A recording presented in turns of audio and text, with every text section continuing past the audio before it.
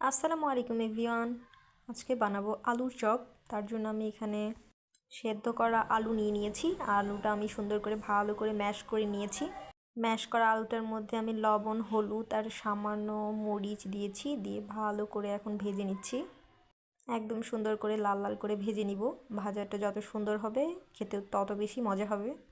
তাই আমি উল্টিয়ে পাল্টিয়ে সুন্দর করে ভেজে নিচ্ছিলাম অনেকক্ষণ ধরে। যখন লাল লাল হয়ে যাবে তখন বুঝে নিতে হবে যে হয়ে গিয়েছে।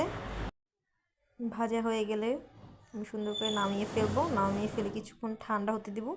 তারপর আমি এইভাবে আলুর চপগুলো একটা শেপ নিয়ে আসবো। আমি যেই শেপে বানাতে চাই সেরকম একটা শেপ নিয়ে আসবো। একদম এইভাবে সুন্দর করে গোল গোল করে আমি বানিয়ে ফেলবো আলুর চপগুলো। এইভাবে এক এক করে আমি সবগুলো আলুর চপই বানিয়ে ফেলবো। যে দেখেন দেখতে কত সুন্দর লাগছে।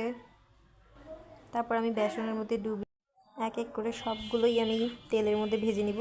যে বেসনের মধ্যে চুবিয়ে নিলাম। এখন আমি ভালো করে ভেজে নিব সুন্দর করে।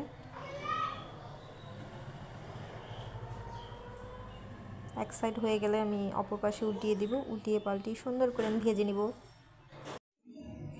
ঠিক এইভাবে এক এক করে আমি সবগুলো আলুর চপই আমি ভেজে নিব এইভাবে।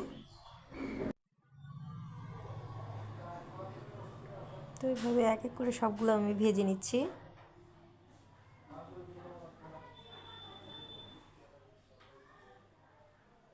তো হয়ে গেল আমার আলুর চপ। দেখেন কতটা সুন্দর হয়েছে দেখতে।